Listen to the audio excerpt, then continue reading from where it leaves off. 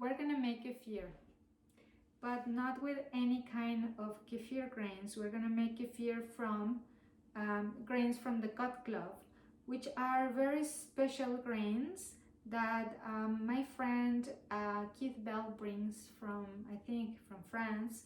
They're called Ketosana kefir grains, Ketosana Advanced, and they are supposed to be just very good kefir grains, very different profile of microbes than other kefir grains, and they're supposed to be the best in the world. So I am very excited because I got my little jar. It's a really teeny little jar of my beautiful bugs, healing bugs, and I received a little also instructions, very cute instructions, and Keith's card in case that we need to contact him for gut issues. If somebody has gut issues, or if somebody wants to read their microbiome with Keith, then he has his card here. Okay, these are the instructions are saying this: Ketosana Advanced Kefir Grains, thegutclub.org. It's time to make kefir. Empty the entire contents of the kefir grain jar into approximately 8-ounce glass jar. So I kind of was puzzled because of these instructions, because I would usually use a 32-ounce mason jar, but I'm not going to use this one today because my instructions say that I should use an 8-ounce glass jar, which is like this size, very teeny, comparing to the liter of milk. Now, it says to use whole milk, but it doesn't specify if I should use raw milk or just pasteurized milk. But since the only thing I have is raw milk, I'm gonna use raw milk. Hopefully my kefir grains don't die. Okay, stimulate conditions of the small intestine with tight lid. This is my tight lid. And where did I get this little jar? I got it in Whole Foods from a drink, and then I just took off the sticker, and this is what I'm using. And I pour some boiled, I washed it first, and then I pour some boiling water in here. And I wait until it's cold, so I don't want to put the milk and the microbes when it's like really, really hot. I wait until it gets a little cooler. Then it says ferment 48 hours for Lactobacillus dominans. So this is the key point, I think, with this kefir is the Lactobacillus dominans. This is what we want for our gut, because there is a lot of different microbes in kefir, especially there is a lot of yeast, because it's the type of ferment that kefir is. It has a big profile of not just bacteria but also yeasts. But I think what is special about these grains is it's exactly that, the Lactobacillus dominans, and that's what we want. So what I'm going to do is I'm going to recreate whatever it would be in our intestines, which is like almost literally no oxygen, to make it anaerobic. And then I am going to close this lid very tightly and just wait 48 hours.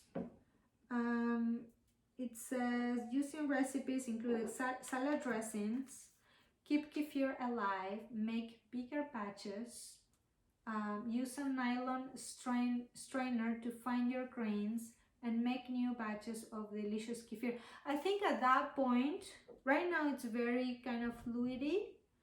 At the point where you can actually strain the grains and you can see that they are reproducing and your grains are getting bigger, then you can start making using the big jar. Otherwise, you're gonna waste a lot of milk in starting the grains, because the grains kind of get dormant if you don't constantly change the milk.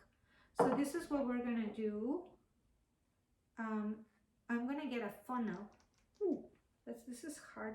It's really tightly closed. I opened my jar and it actually kind of exploded, which is beautiful. This shows me that the grains are actually working, that it's teeming with good microbes and lactobacilli, and it just smells delicious. It really does. This is gonna be a really good kefir. I'm super happy. Thank you, Keith, for making this available to all us, the moms who have families with you know, with guts that need kefir.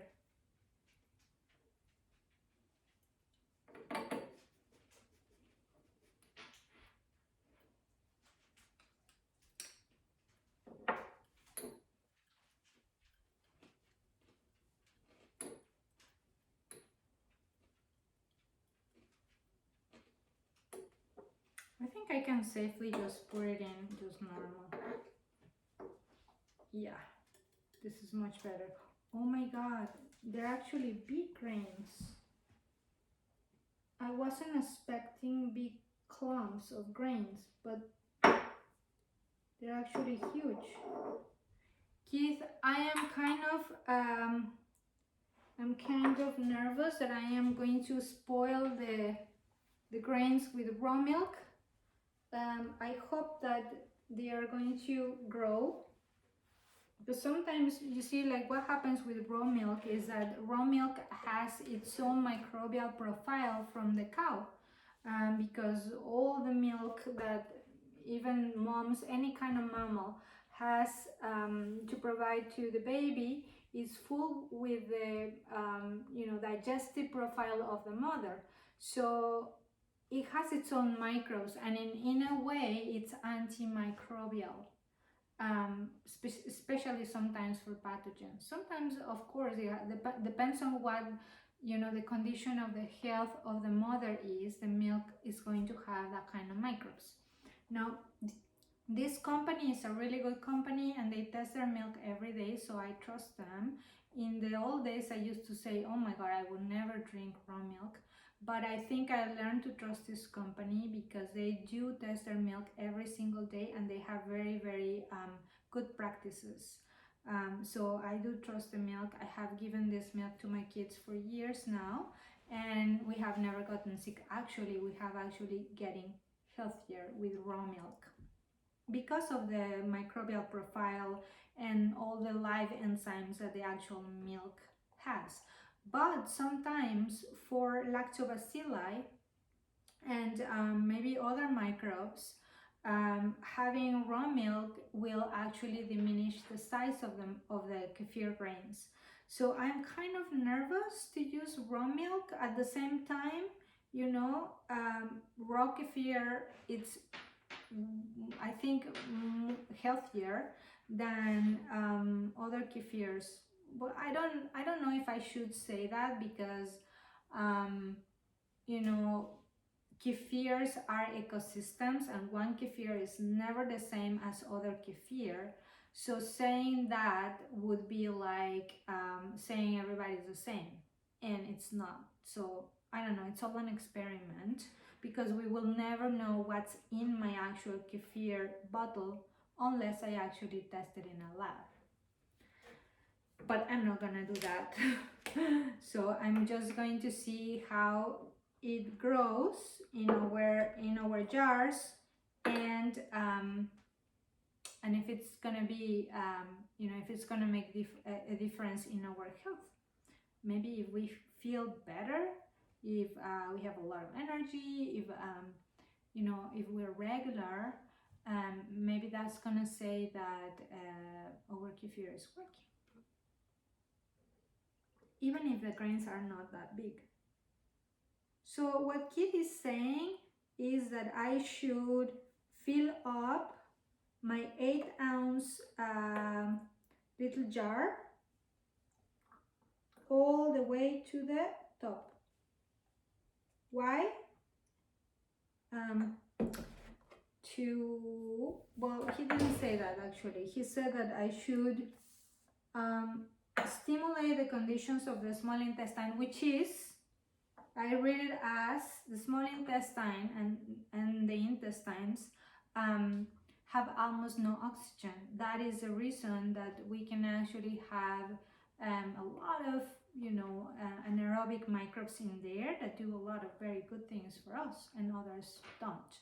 But that's the reason that a lot of microbes grow in there, is because the conditions are nearly anaerobic.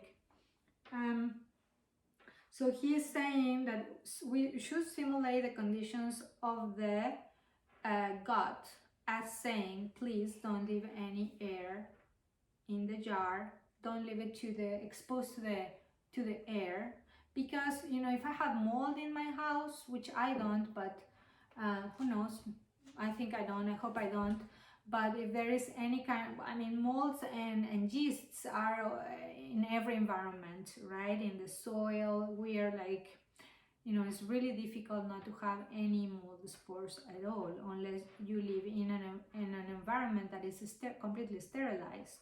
But if I leave it open, the kefir is gonna get colonized by the air of my house, and I don't want that, because I want to keep the Ketosana advanced grains the way, the profile, as nearly as possible as traditionally is being fermented. So what I'm going to do is I am going to almost fill my whole kefir, and hopefully it's not going to explode on me, because this is going to start making carbon dioxide, and it's going to start making more gas than what it is doing right now. So usually you should actually leave like an inch, but I'm just going to experiment, just because I love experimenting. And this lid, which is plastic, it has a little bit of you know, it's flexible enough. So if I see it popping a little bit, maybe you know what I'm going to do. This is what I'm going to do. I'm going to close it, but I'm not going to close it really tight. I'm just going to let it soak. Yeah, so in case that, you know, it's not going to explode, or, you know, that it's going to, you know, have you seen those people who are actually brewing beer? That's actually really dangerous, because the yeasts do produce a lot of carbon dioxide, and some people actually have accidents because, you know, the jars explode. In this case, this doesn't produce as, you know, as much carbon dioxide as other brewing, you know, when you're brewing a beer. So there is no that, I would say, I don't know, some people have had some explosions, but it has never happened to me. So this is what I'm going to do. I am going to, okay, this is what I did. I close it, and then one turn. That's how am I going to leave it. And then Keith says that we should cover it, and I agree, because lactobacilli grow like darkness. They don't like you know, the sun. They grow better. You can actually leave them in the counter, but they do better in you know, dark environments. So this sleeve actually belongs to this jar, but I'm using it for my little teeny jar, and then I'm going to grab a rubber band and just tie it around. You can also use a kitchen cloth, and that would be good. I am going to tell you maybe in 48 hours, that's 2 days from now, I'm going to make another video, and I'm going to show you how did it work. Yeah, I'm Adriana Ponzanelli. Thank you.